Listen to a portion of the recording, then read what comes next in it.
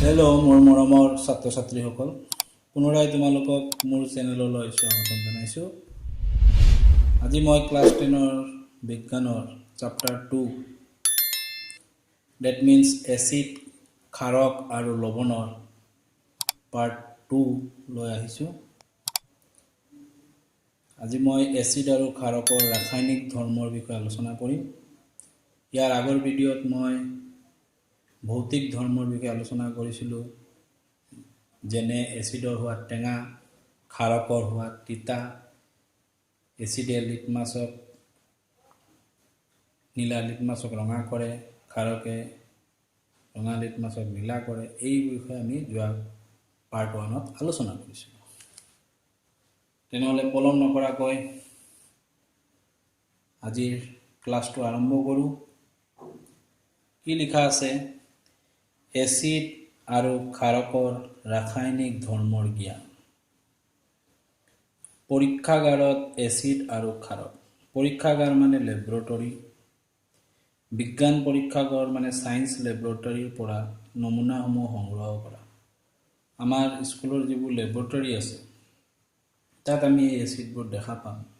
Hydrochloric acid, sulphuric acid, nitric acid, acetic acid, sodium hydroxide, calcium hydroxide. এই উপৰোক্ত এখন নিৰীক্ষণ কাছত প্ৰতিটো দ্ৰব্যৰে বেলেগ বেলেগ এটোপোলা দিব গৈছে। ৰঙা লিটমাছ, নীলা লিটমাছ, ফিনলফথেলিন, মিথাইল অৰেঞ্জ যোগ কৰা দ্ৰব্যকেইটাৰ প্ৰতিটো ৰঙৰ কি পৰিৱৰ্তন দেখিলা? যোৱাকালি আমি পঢ়িছিলোঁ এচিডে কি কৰে? নীলা লিটমাছক ৰঙা কৰে, আৰু ক্ষাৰকে কি কৰে? ৰঙা লিটমাছক নীলা কৰে।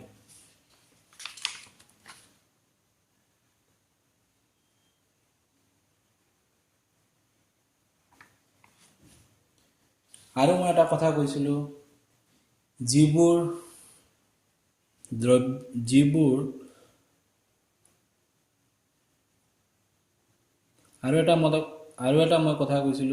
যৌগই জলীয় দ্ৰব্যত হাইড্ৰজেন আয়ন উৎপন্ন কৰে তেনেবোৰক এচিড বোলে অথবা অম্ল বোলে, আৰু যিবোৰ যৌগই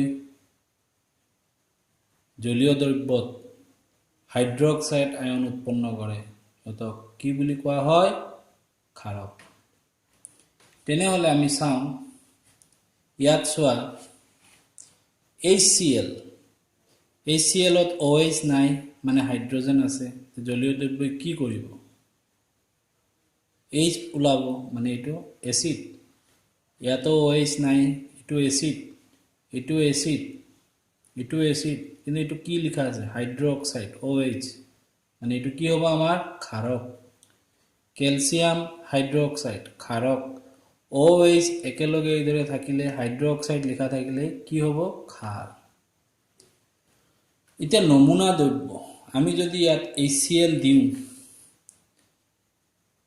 নীলা লিটমাছক ৰঙা কৰিব, ৰঙাই থাকিব। এইদৰে আমি এইটো ফিল আপ কৰিব লাগিব।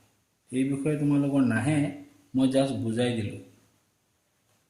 এতিয়া ৰঙৰ পৰিৱৰ্তনৰ দ্বাৰা এই সূচকসমূহ পদাৰ্থটাৰ আম্লিকতা বা ক্ষাৰকীয়তা নিৰ্দেশ কৰে।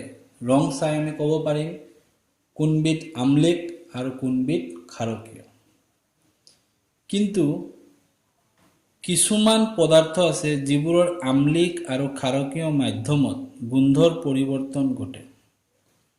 এই এনেকুৱা কিছুমান পদাৰ্থ আছে আম্লিক আৰু ক্ষাৰকীয় মাধ্যমত, সিহঁতৰ যদি আম্লিক হৈ যায় তাৰ গোন্ধটো চেঞ্জ হৈ যায়। মই এটা কথা কওঁ, আমি কিবা আঞ্জা বনাইছোঁ, দালি বা মাছ বা মাংসৰ তৰকাৰী বা আঞ্জা, ৰাতিপুৱা বনাইছোঁ, দিনত নেখালোঁ, ৰাতি খাব গ'লোঁ, দেখিবা তাৰ গোন্ধটো কি হ'ল? চেঞ্জ হ'ল, আৰু তাৰ পৰা টেঙা টেঙা গোন্ধ ওলাইছে। তেতিয়া গম পাম যে এইটোত কি আছে? আম্লিক আছে, আম্লিক হৈছে। আমি গোন্ধটো পায়ে গম পাই যাম। এইদৰে ক্ষাৰকীয় মাধ্যমতো গোন্ধৰ পৰিৱৰ্তন হয়। খাৰ দালি বনালে, খাৰ আমি সকলোৱে খাওঁ অসমীয়া মানুহে। খাৰ যেতিয়া তুমি বনালা গৰমকৈ নাখালা এইটো বেয়া হৈ গ'ল তেতিয়াও তাতে এটা গোন্ধ ওলাব সেই খাৰটোৰ অৰিজিনেল গোন্ধটো চেঞ্জ হৈ যায় তে আমলিক আৰু আঞ্জাটো যেতিয়া বনাম তাতেতো মাংস বিলাহী দিলে বা আলু দিলে এইবোৰত কি থাকিব এচিড থাকিব কিন্তু বেয়া হৈ গ'লে তাতে এটা গোন্ধ আহে তে আমলিকৰ এই গোন্ধটো কি হৈ গ'ল পৰিৱৰ্তন হৈ গ'ল বেলেগ গোন্ধ লৈ গ'ল যদিও সেইটো আমলিক কিন্তু বেয়া হৈ গ'ল এইবোৰক যিবোৰ বস্তুৰ গোন্ধটো চেঞ্জ হয় আমলিক আৰু ক্ষাৰকীয় মাধ্যমত এইবোৰক আমি গ্ৰানেন্দ্ৰিক সূচক বুলি কওঁ এনে কিছুমান সূচকৰ গুণাগুণ পৰীক্ষা কৰি চাওঁ এতিয়া প্ৰথম প্ৰশ্ন আমাৰ আহিব গ্ৰানেন্দ্ৰিক সূচক কাক বোলে প্ৰশ্নটো পিছত লিখিম আগতে পঢ়ি যাওঁ তাৰ পিছত কি কৈছে এটা প্লাষ্টিকৰ বেগত মিহিকৈ কুটি লোৱা অলপমান পিয়াজৰ সৈতে পৰিষ্কাৰ কাপোৰৰ টুকুৰা কিছুমান ভৰাই লোৱা প্লাষ্টিক বেগ মানে পলিথিন তাতে অলপমান পিয়াজৰ সৈতে কি কৰিম আমি পৰিষ্কাৰ কাপোৰৰ টুকুৰা ভৰাই ল'ম বেগটো টানকৈ বান্ধি এৰাতি ফ্ৰিজত থৈ দিয়া এচিড আৰু ক্ষাৰকৰ পৰীক্ষাৰ বাবে এতিয়া কাপোৰৰ টুকুৰাটো ব্যৱহাৰ কৰা এই কাপোৰৰ টুকুৰাটোত এচিড আছে নে ক্ষাৰ আছে আমি লিটমাছ পেপাৰ অথবা হালধি লৈ ব্যৱহাৰ কৰিম কাপোৰৰ এনে দুটা টুকুৰা লৈ সিহঁতৰ গোন্ধৰ সৈতে চিনাকি হৈ লোৱা কাপোৰটো অলপ গোন্ধটো লৈ ল'বা এখন পৰিষ্কাৰ সমতলৰ ওপৰত টুকুৰাকেইটা ৰাখি এটা টুকুৰাৰ ওপৰত HCl H মানে এইটো কি হ'ব এচিড আৰু এটাৰ ওপৰত আমি লঘু সোডিয়াম হাইড্ৰক্সাইডৰ দ্ৰব্যৰ কেইটোপোলামান যোগ দিম কাপোৰৰ টুকুৰা দুটা পানীৰে ধোৱা আৰু পুনৰ সিহঁতৰ গোন্ধ ল'ব কৈছে তাৰপিছত কি কৈছে তোমালোকৰ পৰ্যবেক্ষণ লিখা এতিয়া অলপমান লঘু কৰি লোৱা ভেনিলা আতৰ আৰু লং তেল লোৱা সিহঁতৰ গোন্ধ পৰীক্ষা কৰা এটা পৰীক্ষা নলীত অলপ লঘু HCl আনটো এটা লঘু মানে কি ইয়াৰ হাইড্ৰক্সাইডৰ পাৱাৰটো কম ক্ষাৰকটো পাৱাৰ কম আৰু পানীটো বেছি আছে এইবোৰক লঘু এচিড বা লঘু কি কয় ইংলিছত কয় একুৱাছ হাইড্ৰক্লৰিক এচিড আৰু একুৱাছ সোডিয়াম হাইড্ৰক্সাইড যেতিয়া এচিডৰ পৰিমাণটো পানীতকৈ কম হ'ব যেতিয়া কম পৰিমাণৰ এচিডত পানীৰ পৰিমাণটো বেছি হ'ব তেতিয়া তাক লঘু বুলি কোৱা হয় এতিয়া পৰীক্ষা নলী দুটাত কেইটোপোলামান লঘু ভেনিলা আতৰ যোগ কৰি ভালদৰে জোকাৰি লোৱা পুনৰ এবাৰ গোন্ধ লোৱা গোন্ধৰ কি পৰিব তাক লিখি ৰাখা একেদৰে লঘু HCl লঘু NaOH দ্ৰব্যত লং তেল যোগ কৰি পৰীক্ষা কৰা গোন্ধৰ পৰিব তোমাৰ উপৰোক্ত ওপৰত ভিত্তি কৰি ভেনিলা পিয়াজ লঙৰ কোনকেইটাক ঘানেন্দ্ৰিক সূচক হিচাপে ব্যৱহাৰ কৰিব পৰা যায় এচিড ক্ষাৰকৰ ৰাসায়নিক ধৰ্ম বুজিবলৈ কেইটামান কাৰ্যকলাপ কৰা যায় এই পৰ্যবেক্ষণবোৰ কৰি নিজে চাব লাগিব কোনটো পিয়াজৰ গোন্ধ চেঞ্জ হৈছে নে ভেনিলাৰ গোন্ধ চেঞ্জ হৈছে নে লং তেলৰ গোন্ধ চেঞ্জ হৈছে গোন্ধটো চেঞ্জ হ'বই যিবোৰৰ গোন্ধ চেঞ্জ নহ'ব তাক আমি ঘানেন্দ্ৰিক সূচক হিচাপে ব্যৱহাৰ কৰিব নোৱাৰিম যদি HClত সাপোজ HCl লঘু HCl লং তেল দিছে যদি লং তেলৰ গোন্ধটো চেঞ্জ হয় তে লং তেলক আমি ঘানেন্দ্ৰিক সূচক ব্যৱহাৰ কৰিব পাৰোঁ আৰু যদি ভেনিলা চেঞ্জ হয় ভেনিলাক আমি ব্যৱহাৰ কৰিব পাৰোঁ আৰু যদি পিয়াজত চেঞ্জ হয় আমি পিয়াজক কৰিব পাৰোঁ ইয়াৰ পৰা ইমান ইম্পৰ্টেন্ট প্ৰশ্ন নাহে ইয়াৰ পৰা আহিব পাৰে ঘানেন্দ্ৰিক সূচক কাক বোলে এতিয়া আমাৰ আসল মেইনটো এতিয়া আৰম্ভ হ'ব এচিড আৰু ক্ষাৰকে ধাতুৰ সৈতে কিদৰে বিক্ৰিয়া কৰে এচিড আৰু ক্ষাৰকে ধাতুৰ সৈতে কিদৰে বিক্ৰিয়া কৰে ইয়াতে এটা পৰীক্ষা বুজাই দিছে কাৰ্যকলাপটোত কি কৈছে এইদৰে আমাৰ এটা হুজুলি থাকিব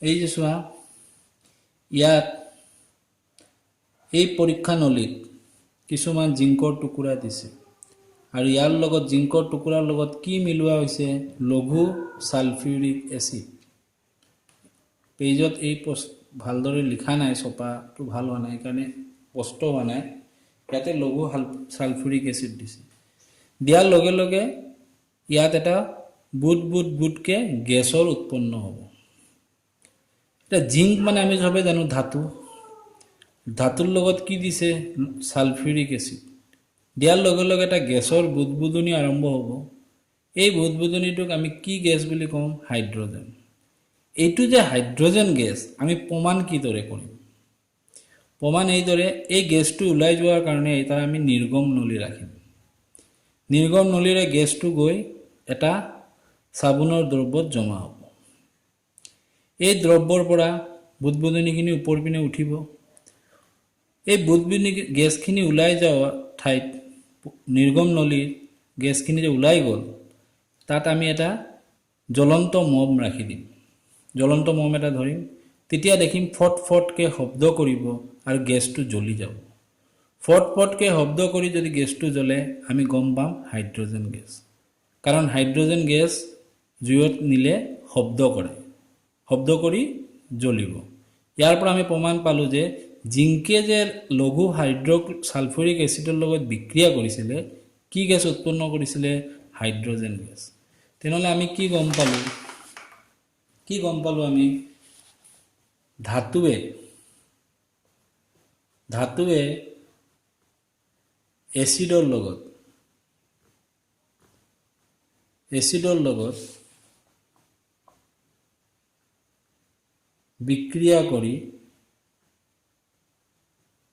বিক্ৰিয়া কৰি কি গেছ উৎপন্ন কৰে হাইড্ৰজেন গেছ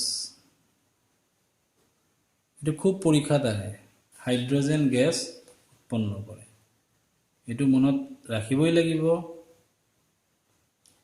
এইটো পৰীক্ষাত সৰু প্ৰশ্ন আহিব আৰু আহিয়ে থাকে ধাতুৱে এচিডৰ লগত বিক্ৰিয়া কৰি কি গেছ উৎপন্ন কৰে হাইড্ৰজেন গেছ নেক্সট পেজত যাওঁ আমি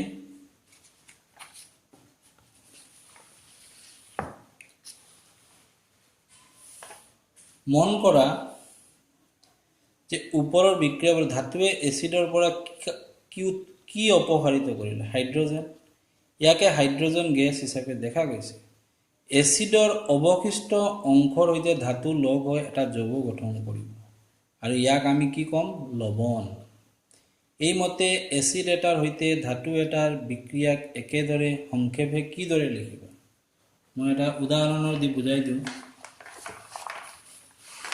উদাহৰণটো এটা ধাতু ললোঁ মই ধাতুৰ নাম মই দিলোঁ Na মানে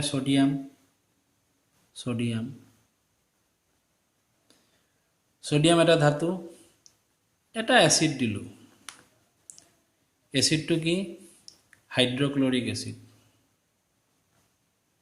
লঘু ল'ব লাগিব লঘু হাইড্ৰক্লৰিক এচিড আমি কি শিকিছিলোঁ ধাতুৱে এচিডৰ লগত বিক্ৰিয়া কৰি কি উৎপন্ন কৰে হাইড্ৰজেন গেছ তেনেহ'লে আমি ইয়াতে কি লিখি দিম হাইড্ৰজেন গেছৰ সংকেত কি H2 H গ'লগে থাকিলে কি Cl থাকিলে আৰু কি থাকিলে Na থাকিলে এই Na কাৰ লগত গঠন হ'ব মই কি কৈছিলোঁ ধাতুৱে এচিডৰ লগত বিক্ৰিয়া কৰি হাইড্ৰজেন গেছক অপসাৰিত কৰিছে মই কোৱা কথা নহয় এই কিতাপত আছে চোৱা ধাতুৱে এচিডৰ পৰা কি অপসাৰিত কৰে হাইড্ৰজেন গেছ অপসাৰিত কৰে হাইড্ৰজেন গেছ অপসাৰিত কৰিছে এই যে ধাতুৱে কি গেছ অপসাৰিত কৰিব এচিডৰ পৰা হাইড্ৰজেন গেছ কৰি দিছোঁ মই তাৰ পিছত কি কৈছে এচিডৰ অৱশিষ্ট অংশৰ সৈতে ধাতুটো লগ হৈ এটা যৌগ গঠন কৰে এচিডৰ অৱশিষ্ট অংশ কোনটো হাইড্ৰজেনক অপসাৰিত কৰিলে অৱশিষ্ট অংশ কোনটো Cl এই Cl লগত ধাতুৱে বিক্ৰিয়া কৰি এটা যৌগ গঠন কৰিব। এই যৌগটোক ক'ব ধাতৱীয় লৱণ। কি ক'ব? ধাতৱীয় লৱণ। তেনেহ'লে আমি এটা কি শিকিলোঁ? ধাতুৱে এচিডৰ লগত বিক্ৰিয়া কৰি হাইড্ৰজেন গেছ উৎপন্ন কৰে আৰু লগত কি উৎপন্ন কৰে? ধাতৱীয় লৱণ।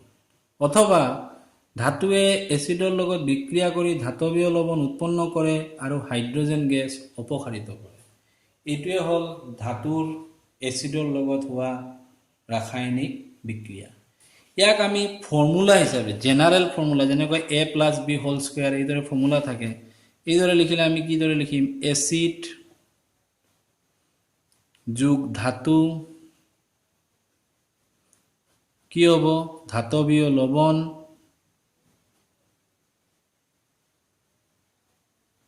আৰু কি হ'ব?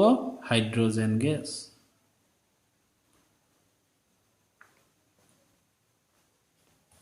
আশা কৰোঁ তোমালোকে বুজিলা। ধাতুৱে এচিডৰ লগত বিক্ৰিয়া কৰি ধাতৱীয় লৱণ উৎপন্ন কৰিব আৰু হাইড্ৰজেন গেছ উৎপন্ন কৰিব। মই আৰু এটা উদাহৰণ দিওঁ তোমালোকক। বেলেগ এটা ধাতু লওঁ, মেগনেছিয়াম এটা ধাতু। ইয়াতে মই এচিডটো চেঞ্জ কৰি দিওঁ H2SO4।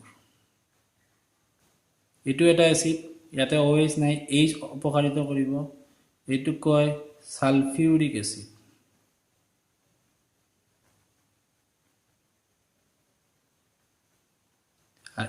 আৰ এই ধাতুৰ নাম কি? ম্যাগনেসিয়াম। ইয়াৰ পৰা কোনটো আঁতৰি যাব? এচিডৰ পৰা কাক অপকাৰিত কৰিব? হাইড্ৰজেন। মানে এই পাৰ্টটো আমাৰ অপকাৰিত হ'ব। এইটো আগতে লিখি ল'বা। এতিয়া এই এচিডটোৰ অৱশিষ্ট অংশ কোনটো?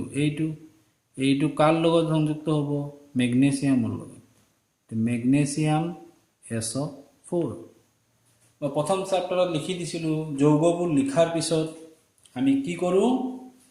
যোজ্যতাখিনি মিলাই লওঁ।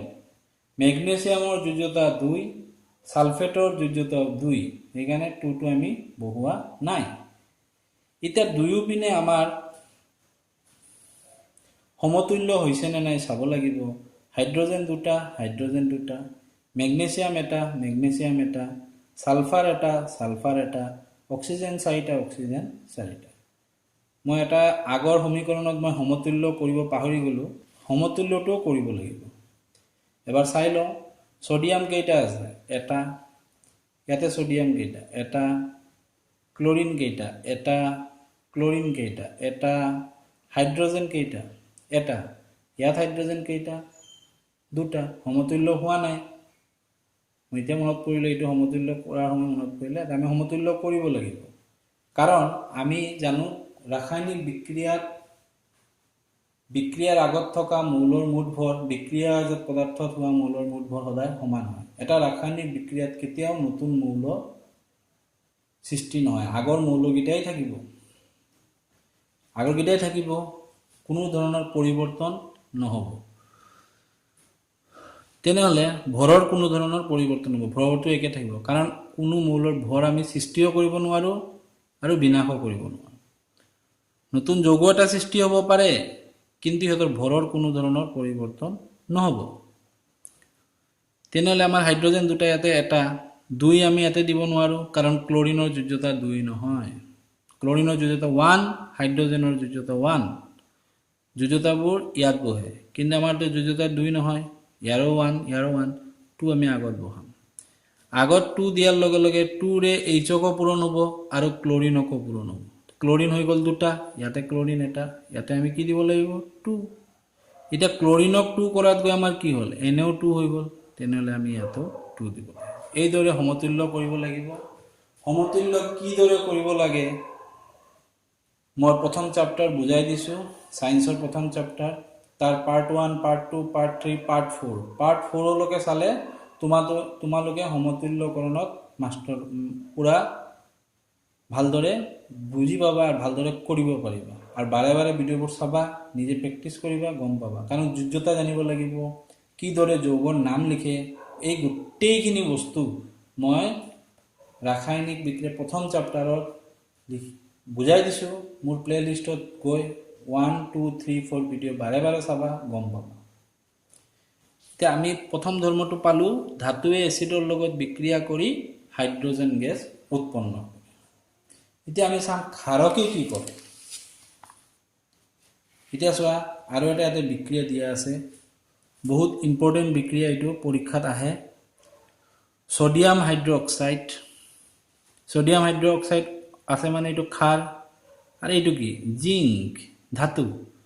ছডিয়াম হাইড্ৰক্সাইডে জিংকৰ লগত বিক্ৰিয়া কৰি কি কৰে ছডিয়াম জিংকেট। এই বিক্ৰিয়াটো আমি কি পালোঁ হাইড্ৰজেন গেছ। তেনেদৰে কি গম পালোঁ আমি এচিডৰ দৰে ক্ষাৰকো কি কৰে হাইড্ৰজেন গেছ উৎপন্ন কৰে। এই বিক্ৰিয়াটো পৰীক্ষাত আহিয়ে থাকে, তোমালোকে প্ৰেক্টিছ কৰিবা, মই প্ৰশ্ন লিখি দিম তেতিয়া গম পাবা।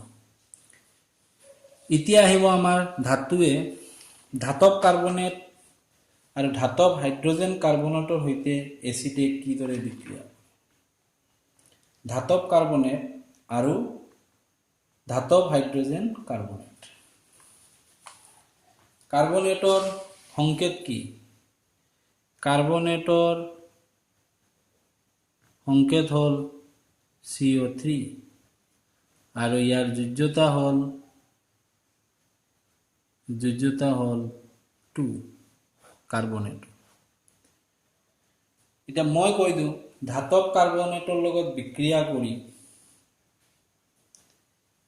ধাতৱ কাৰ্বনেট আৰু ধাতৱ হাইড্ৰজেন কাৰ্বনেটৰ লগত বিক্ৰিয়া কৰি ধাতুৱে কাৰ্বন ডাই অক্সাইড গেছ, পানী আৰু ধাতৱীয় লৱণ উৎপন্ন কৰে। এইটো মনত ৰাখিব, এইটো 2 নম্বৰ।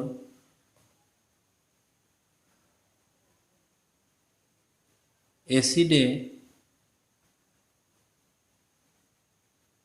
ধাতৱ কাৰ্বনেট আৰু ধাতৱ হাইড্ৰজেন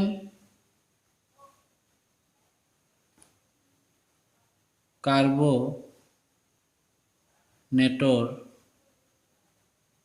লগত বিক্ৰিয়া কৰি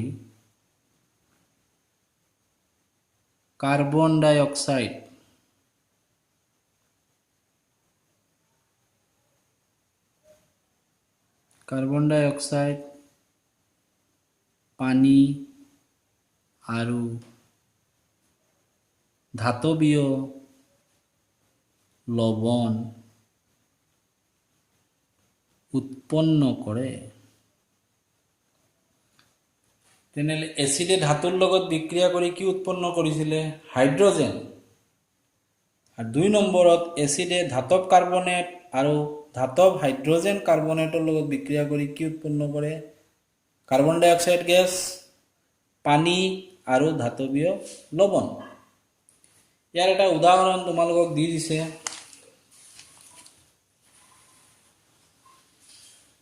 এইটো চোৱা কি দিছে ছডিয়াম কাৰ্বনেট, HCl মানে এচিড, ছডিয়াম ক্লৰাইড পানী আৰু কাৰ্বন ডাই অক্সাইড।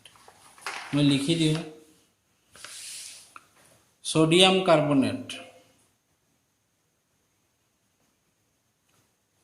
লগত কি দিছিলে HCl। এতিয়া চোৱা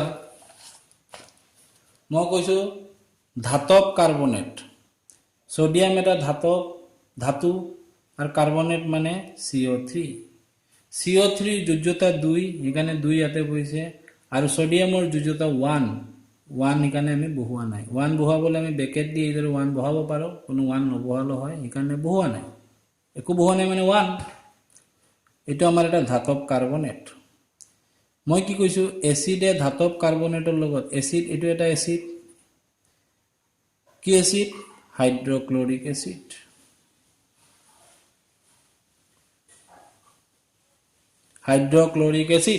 আর এটো হল সোডিয়াম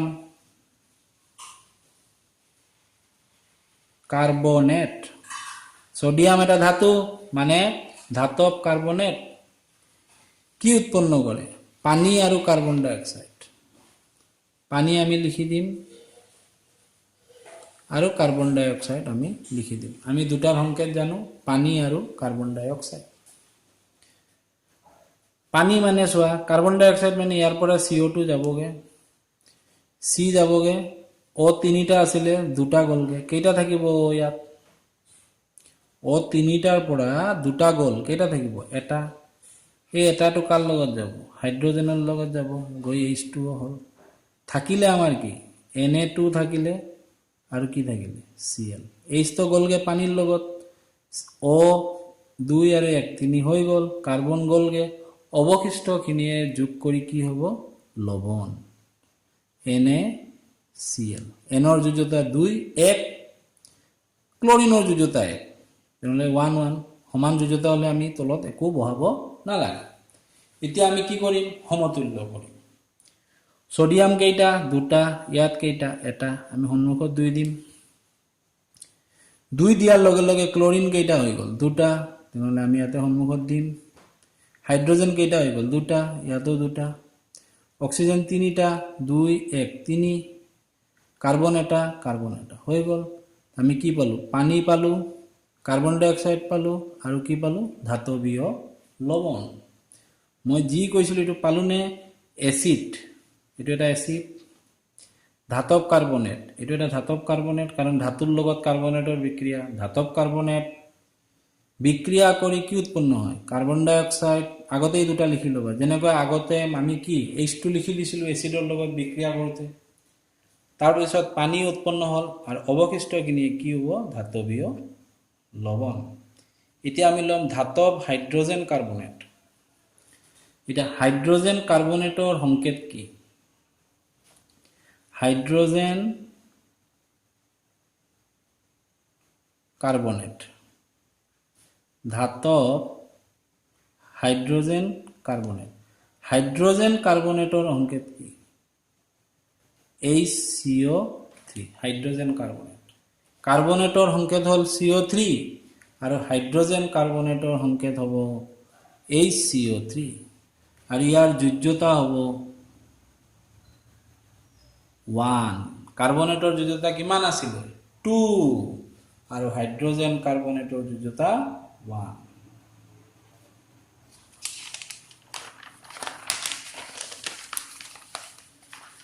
এতিয়া কিতাবত আৰু এটা দি দিছে হাইড্ৰোজেন কাৰ্বনেটৰ example sodium hydrogen carbonate HCl তেতিয়াহলে আমি এটা কি কৰিম সোডিয়াম হাইড্ৰোজেন কাৰ্বনেট লিখিম এতিয়া আমি কি লিখিম সোডিয়াম হাইড্ৰোজেন কাৰ্বনেট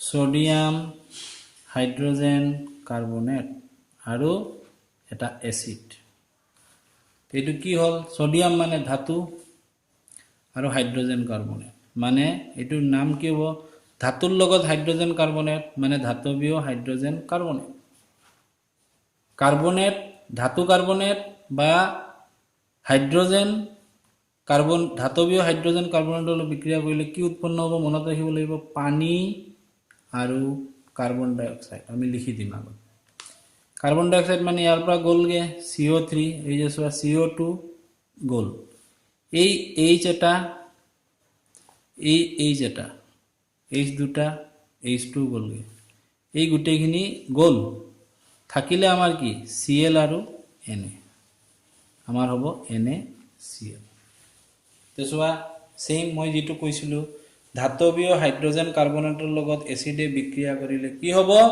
ধাতৱীয় লৱণ পানী আৰু কাৰ্বন ডাই অক্সাইড সমতুল্য হৈছে নে নাই চাও Na এটা ক্লোৰিন এটা হাইড্ৰোজেন এটা আৰু ইয়াত এটা দুটা ইয়াতে দুটা হল অক্সিজেন তিনিটা ইয়াতে 2 আৰু 1 3 কাৰ্বন এটা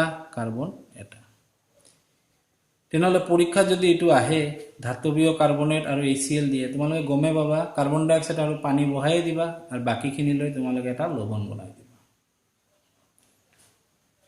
এটো আমাৰ হৈ গল ধাতৱীয় কাৰ্বনেট আৰু ধাতব হাইড্ৰোজেন কাৰ্বনেটৰ লগত বিক্ৰিয়াটো আমি বুজি পালো তাৰ পিছত এতিয়া ধাতব কাৰ্বনেট আৰু ধাতৱীয় হাইড্ৰজেন কাৰ্বনেটৰ লগত বিক্ৰিয়া কৰিলে এচিডৰ কি উৎপন্ন হয়? কাৰ্বন ডাই অক্সাইড। এই কাৰ্বন ডাই অক্সাইড গেছটো যদি আমি চূণৰ পানীৰ মাজেদি পঠিয়াই দিওঁ, চূণৰ পানী মানে চূণ পানীত মিহলালে কেলছিয়াম হাইড্ৰক্সাইড। চূণৰ পানীৰ সংকেত কি? চূণৰ পানী। চূণটো দেখিছা পানৰ লগত খায়, ৰং দিয়ে। চূণৰ পানীৰ সংকেত কি? CaOH2 মানে কেলছিয়াম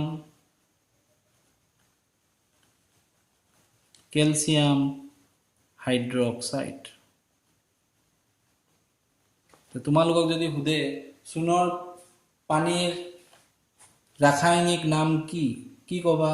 কেলছিয়াম হাইড্ৰক্সাইড। চূণৰ পানীৰ ৰাসায়নিক সংকেত লিখা, কেলছিয়াম হাইড্ৰক্সাইড। এইটো লিখিব লাগিব। কেলছিয়ামৰ যোজ্যতা 2 আৰু হাইড্ৰক্সাইড এটা যৌগ, সেইকাৰণে ব্ৰেকেট দি ইয়াৰ 2টো ইয়াত গ'ল আৰু হাইড্ৰক্সাইডৰ যোজ্যতা 1 ইয়াতে আহিল। এতিয়া এই চূণৰ পানীৰ লগত উৎপাদিত কাৰ্বন ডাই অক্সাইড যদি মই পঠাই দিওঁ গেছটো, কি উৎপন্ন হ'ব? এইটো তোমালোকক ইয়াতে দি দিছে। কি উৎপন্ন হ'ব? বগা অৰ্ধক্ষেপ আৰু পানীখিনি ওলাই যাব। বগা অৰ্ধক্ষেপ মানে বগা ৰং, CaCO3 এটা উৎপন্ন হ'ব। কেলছিয়াম হাইড্ৰক্সাইড চূণটোৰ লগত পানী মিহলালা, তাৰ মাজেৰে যদি কাৰ্বন ডাই অক্সাইড পঠাই দিয়া, ইয়াতে বগা ৰঙৰ এটা সলিড অৰ্ধক্ষেপ আহিব আৰু লগত পানীখিনি কি হৈ যাব? বেলেগ হৈ যাব, এইখিনি তলত গৈ জমা হৈ যাব। বগা অৰ্ধক্ষেপ মানে কি উৎপন্ন হ'ব? Calcium carbonate. এইটোৰ নাম হ'ল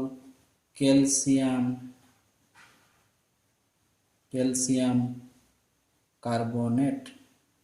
ইয়াত চোৱা কেলছিয়ামৰ যোজ্যতা 2, কাৰ্বনেটৰ যোজ্যতা 2, সেইকাৰণে বহুৱা নাই। আৰু এই তাৰ পিছতো যদি আৰু কাৰ্বন ডাই অক্সাইড থাকে, এই কাৰ্বন ডাই অক্সাইডখিনি যদি ইয়াৰ লগত বগা অৰ্ধক্ষেপৰ লগত যদি বিক্ৰিয়া কৰা হয়, কেলছিয়াম কাৰ্বনেটৰ লগত আৰু যদি কাৰ্বন ডাই অক্সাইড থাকে, যদি বিক্ৰিয়া কৰোঁ, এই যিটো উৎপন্ন হ'ল, প্ৰথম আমাৰ ধাতৱীয় হাইড্ৰজেন কাৰ্বনেট বা কাৰ্বনেটৰ লগত বিক্ৰিয়া কৰি কি গেছ উৎপন্ন? কাৰ্বন ডাই অক্সাইড গেছ। এই কাৰ্বন ডাই অক্সাইড গেছক আমি কাৰ মাজেৰে পঠালোঁ? চূণৰ পানী মাজেৰে পঠিয়ালোঁ। আমি কি উৎপন্ন হ'ল? Calcium carbonate. আৰু অতিৰিক্ত থাকি যোৱা ইয়াৰ পৰা উৎপন্ন আৰু অতিৰিক্ত কাৰ্বন ডাই অক্সাইডখিনি আমি ইয়াৰ লগত বিক্ৰিয়া কৰিম, বগা অৰ্ধক্ষেপৰ লগত, আৰু পানীটো আছেই লগত। এই গোটেইখিনিক আমি এতিয়া কাৰ্বন ডাই অক্সাইডৰ লগত বিক্ৰিয়া কৰিছে। কৰিলে কি হ'ব? আৰু এটা বস্তু উৎপন্ন হ'ব, কেলছিয়াম হাইড্ৰজেন কাৰ্বনেট। চূণশিল, চক, মাৰ্বল কেলছিয়াম কাৰ্বনেটৰ ভিন্ন ৰূপ। কাৰ্বনেটৰ ভিন্ন ৰূপ লিখা। আমি যে চূণশিল দেখোঁ ঘৰত ৰং কৰা বা চক পেঞ্চিল, এইবোৰ চব কেলছিয়াম কাৰ্বনেটৰ। মাৰ্বেলৰ ফ্ল'ৰ বনোৱা হয়, টাইলছ বনোৱা, এইবোৰ চব কাৰ ৰূপ? কেলছিয়াম কাৰ্বনেটৰে ৰূপ। সকলোবোৰ ধাতৱ কাৰ্বনেট আৰু হাইড্ৰজেন কাৰ্বনেটে এচিডৰ সৈতে বিক্ৰিয়া কৰি অনুৰূপ লৱণ, কাৰ্বন ডাই অক্সাইড আৰু পানী উৎপন্ন। এইটো হ'ল তাৰ সাধাৰণ। ধাতৱ কাৰ্বনেট, ধাতৱ হাইড্ৰজেন কাৰ্বনেটে এচিডৰ লগত বিক্ৰিয়া কৰি সদায় কি কৰিব? এটা ধাতৱীয় লৱণ, কাৰ্বন ডাই অক্সাইড আৰু পানী। এইখিনি আছিলে আমাৰ ছেকেণ্ড। আমি দুটা পালোঁ এতিয়া। এচিডে ধাতুৰ লগত বিক্ৰিয়া কৰিলে হাইড্ৰজেন গেছ আৰু ধাতৱীয় লৱণ। এচিডে ধাতৱীয় কাৰ্বনেট আৰু এচিডে ধাতৱীয় হাইড্ৰজেন কাৰ্বনেটৰ লগত বিক্ৰিয়া কৰিলে কি উৎপন্ন কৰে? কাৰ্বন ডাই অক্সাইড, পানী আৰু ধাতৱীয় লৱণ। সেই কাৰ্বন ডাই অক্সাইড আকৌ চূণৰ পানীৰে মাজেৰে পাৰ হ'লে বগা অৰ্ধক্ষেপ কেলছিয়াম কাৰ্বনেট হয়। সেই কেলছিয়াম কাৰ্বনেট আৰু পানীক যদি আকৌ কাৰ্বন ডাই অক্সাইডৰ লগত বিক্ৰিয়া কৰা হয়, তেতিয়া আমাৰ কেলছিয়াম হাইড্ৰকাৰ্বনেট উৎপন্ন হয়। এতিয়া আমি চাম এচিড আৰু ক্ষাৰৰ মাজত কি সম্পৰ্ক। এচিড আৰু ক্ষাৰৰ মাজত বিক্ৰিয়া কৰিলে কি সংঘটিত হয়? ইয়াতে মই ডাইৰেক্ট কৈ আছোঁ। এইটো চোৱা, এইটো হল এসিড এইটো সৰি OH আছে মানে এইটো ক্ষাৰ আৰু এইটোত OH নাই অকল H আছে মানে এইটো এসিড এসিড আৰু ক্ষাৰৰ মাজত বিক্ৰিয়া কৰিলে লৱণ আৰু পানী উৎপন্ন এই গুটেকিটা পইণ্ট তোমালোকে লিখি ৰাখিব লাগিব দুটা পইণ্ট মই লিখি দিলো এই দুটা তোমালোকে লিখিলে মনত থাকিব প্ৰথম পইণ্ট আছিল আমাৰ এইটো ধাতুৱে এসিডৰ লগত বিক্ৰিয়া কৰি হাইড্ৰোজেন গেছ আৰু লৱণ উৎপন্ন কৰে এসিডে ধাতব কাৰ্বনেট ধাতব হাইড্ৰোজেন কাৰ্বনেটৰ লগত বিক্ৰিয়া কৰি কাৰ্বন ডাই অক্সাইড পানী আৰু ধাতৱীয় লৱণ উৎপন্ন কৰে এতিয়া 3 নম্বৰ পইণ্টটো কি 3 নম্বৰ ৰাসায়নিক পইণ্টটো কি হ'ব এসিডে ক্ষাৰকৰ হৈতে বিক্ৰিয়া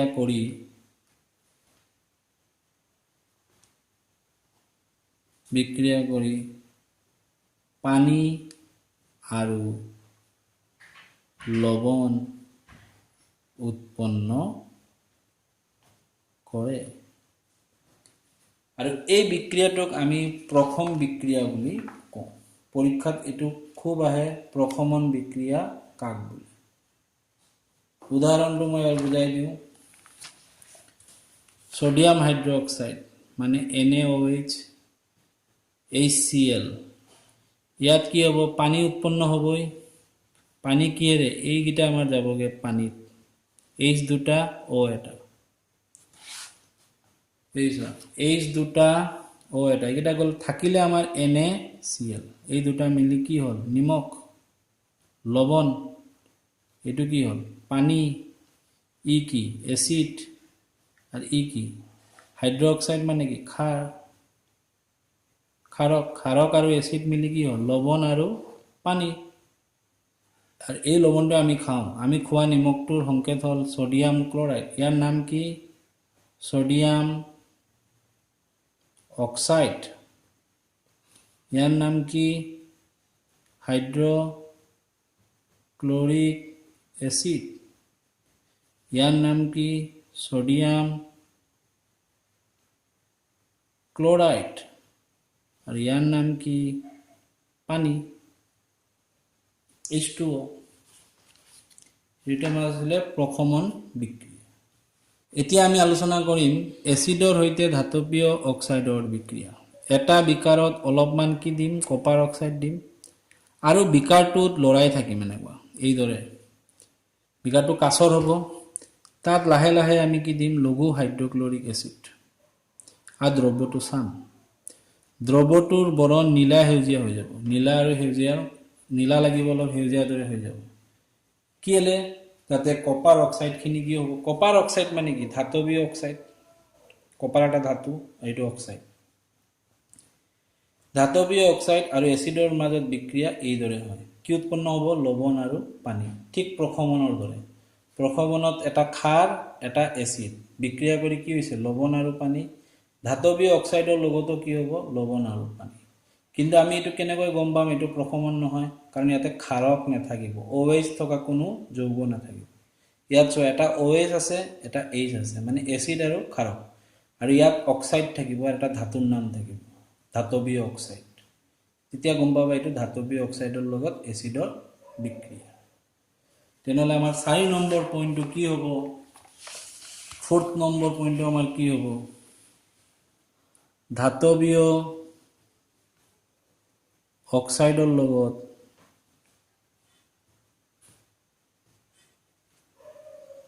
এসিডে বিক্ৰিয়া কৰি পানী আৰু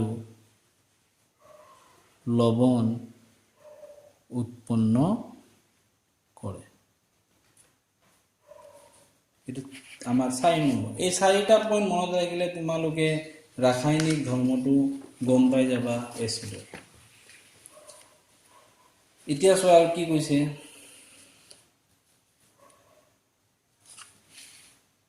এতিয়া চোৱা আৰু কি কৈছে এটাৰে হৈতে কৰা বিক্ৰিয়াটো নিচিনাকৈ ধাতব অক্সাইড সমূহ এসিডৰ হৈতে বিক্ৰিয়া কৰি লৱণ আৰু পানী উৎপন্ন কৰে সেইভাবে ধাতৱীয় অক্সাইডবোৰক ক্ষাৰকীয় অক্সাইড বুলিও কোৱা হয়।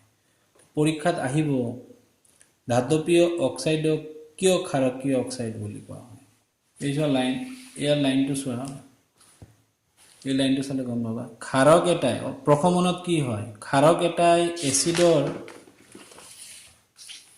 এচিড এটাৰ সৈতে বিক্ৰিয়াটোৰ নিচিনাকৈ, মানে কি বুজিলা, ক্ষাৰক এটাই এচিডৰ লগত বিক্ৰিয়া কৰি কি উৎপন্ন কৰে প্ৰথমত, পানী আৰু লৱণ। ঠিক একেদৰে ধাতৱ অক্সাইডো আমাৰ কি কৰিছিলে চোৱাচোন, ইয়াতে চোৱা, এচিড আৰু ক্ষাৰকৰ লগত বিক্ৰিয়া কৰি পানী আৰু লৱণ। ঠিক একেদৰে ধাতৱীয় অক্সাইডৰ লগতে এচিডে বিক্ৰিয়া কৰি পানী আৰু লৱণ। সেইকাৰণে ধাতৱীয় অক্সাইডক আমি কি বুলি কওঁ, ক্ষাৰকীয় অক্সাইড বুলি ক'ব পাৰোঁ। কিয় ক'ব পাৰোঁ, কাৰণ ক্ষাৰকৰ সৈতে এচিডৰ যিটো বিক্ৰিয়াৰ ফলত যি উৎপন্ন হয়, ধাতৱীয় অক্সাইডৰ লগতো একেদৰে পানী আৰু লৱণ উৎপন্ন হয়। সেইভাবে ধাতৱীয় অক্সাইডক আমি কি ক'ব পাৰোঁ, ক্ষাৰকীয় অক্সাইড। এইটো এটা ইম্পৰ্টেণ্ট প্ৰশ্ন, ধাতৱীয় অক্সাইডক কিয় ক্ষাৰকীয় অক্সাইড বুলি কোৱা হয়। এতিয়া লাষ্ট এইটো হ'ল আমাৰ অধাতৱীয় মানে ধাতু নাই। অধাতু কিমান আছে আমাৰ, কাৰ্বন ডাই অক্সাইড হ'ব পাৰে, কেলছিয়াম হাইড্ৰক্সাইড। এতিয়া আমি কি কৰিম, অধাতৱীয় অক্সাইডৰ ক্ষাৰকৰ সৈতে বিক্ৰিয়া। আমি সবাই জানো কাৰ্বন ডাই অক্সাইড আৰু কেলছিয়াম হাইড্ৰক্সাইড অলপ আগত পালোঁ কি, চূণ পানী। কাৰ্বন ডাই অক্সাইড এটা গেছ আৰু কাৰ্বন ধাতু নহয়, এইটো কি অক্সাইড হ'ল, কাৰ্বন ডাই অক্সাইডটো কি, অধাতৱীয় অক্সাইড। ইয়াৰ লগত যেতিয়া কেলছিয়াম হাইড্ৰক্সাইড বিক্ৰিয়া কৰিলা, তেতিয়া কি উৎপন্ন হ'ল, কেলছিয়াম হাইড্ৰক্সাইড। এই বিক্ৰিয়াটো আমি এই যে চোৱা, এই বিক্ৰিয়াটো কেলছিয়াম হাইড্ৰক্সাইড মানে এইটো কি, হাইড্ৰক্সাইড আছে মানে এইটো কি, ক্ষাৰক। ক্ষাৰকৰ লগত কি, কাৰ্বন ডাই অক্সাইড, কাৰ্বনটো গেছ নহয়, কাৰ্বন এটা গেছ, গতিকে এইটো কি, অধাতৱীয় অক্সাইড। যেনেকৈ ধাতুৰ লগত অক্সিজেন থাকিলে ধাতৱীয় অক্সাইড, যেনেকৈ যিদৰে zinc oxide, magnesium oxide. Carbon dioxide কি হ'ব, অধাতৱীয় অক্সাইড। অধাতৱীয় অক্সাইডৰ লগত বিক্ৰিয়া কৰি কি উৎপন্ন কৰিছে, কেলছিয়াম কাৰ্বনেট আৰু পানী। এইছো কেলছিয়াম সৈতে বিক্ৰিয়া কৰি কেলছিয়াম কাৰ্বনেট এটা কি, লৱণ আৰু কি উৎপন্ন কৰিলে, পানী। এই বিক্ৰিয়াটোও আমি কি বুলি ক'ব পাৰোঁ, ক্ষাৰক আৰু এচিডৰ লগত মিলিছে, এচিড আৰু ক্ষাৰৰ সৈতে বিক্ৰিয়া কৰি কি উৎপন্ন কৰিছে, লৱণ আৰু পানী। আৰু অধাতৱীয় অক্সাইডৰ লগত ক্ষাৰকে বিক্ৰিয়া কৰি কি উৎপন্ন কৰিছে, লৱণ আৰু পানী একে হ'ল। গতিকে একেদৰে ই কাৰ্বন ডাই অক্সাইডৰ সৈতে বিক্ৰিয়াটোত এটা ক্ষাৰক এটা এচিডৰ মাজত বিক্ৰিয়াৰ দৰে, গতিকে ইয়াক আমি অধাতৱীয় অক্সাইডক আমি কি কৰিব পাৰোঁ, অধাতৱীয় অক্সাইডক আমি কি ক'ব পাৰোঁ, গতিকে আমি অধাতৱীয় অক্সাইডক কি ক'ব পাৰোঁ, এচিড ধৰ্মী বুলি ক'ব পাৰোঁ। যিদৰে আমি কৈছিলোঁ ধাতৱীয় অক্সাইডক আমি ক্ষাৰকীয় কৈছিলোঁ, কাৰণ ধাতৱীয় অক্সাইডে কি উৎপন্ন কৰিছিলে, লৱণ আৰু পানী এচিডৰ লগত বিক্ৰিয়া কৰি, ক্ষাৰকে যিদৰে এচিডৰ লগত বিক্ৰিয়া কৰি, এই যে ক্ষাৰক আৰু এচিড বিক্ৰিয়া কৰি পানী আৰু লৱণ উৎপন্ন কৰে, গতিকে ধাতৱ অক্সাইডৰ ছেইম উৎপন্ন কৰে। সেইকাৰণে ধাতৱীয় অক্সাইডক আমি ক্ষাৰক ক'ব পাৰোঁ, ক্ষাৰকীয় অক্সাইড। ঠিক এইদৰে অধাতৱীয় অক্সাইডেও আকৌ ক্ষাৰকৰ লগত বিক্ৰিয়া কৰি লৱণ আৰু পানী উৎপন্ন কৰে, গতিকে অধাতৱীয় অক্সাইডক আমি এচিড বুলিও ক'ব পাৰোঁ। আজিৰ আমাৰ আলোচনাখিনি এইখিনিয়েই। তেনেহ'লে আজি মই ভিডিঅ'টোত এচিড আৰু ক্ষাৰকৰ ৰাসায়নিক ধৰ্মবোৰ আলোচনা কৰিলোঁ। নেক্সট ভিডিঅ'ত আজিৰ আলোচনাৰ ওপৰত কি কি প্ৰশ্ন পালোঁ, কি কি প্ৰশ্ন উত্তৰ এইবোৰ আলোচনা কৰিম, আৰু প্ৰশ্নাৱলীৰ এই প্ৰশ্নসমূহৰ উত্তৰ দিম। এই প্ৰশ্নসমূহৰ উত্তৰ নেক্সট ভিডিঅ'ত মই দিম, আৰু আজি কৰা আলোচনাসমূহৰ প্ৰশ্নবোৰ লিখিম আৰু লগতে আৰু এবাৰ মই বুজাই দিম। এই কৈয়ে মই মোৰ ভিডিঅ'টো সামৰিলোঁ। যদি তোমালোকৰ ভিডিঅ'টো ভাল লাগিছে শ্বেয়াৰ কৰিবা, লাইক কৰিবা,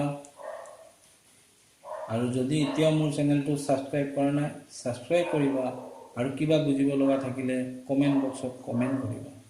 তেনেহ'লে এই কৈয়ে মই মোৰ ভিডিঅ'টো সামৰিলোঁ। থেংক ইউ, ধন্যবাদ।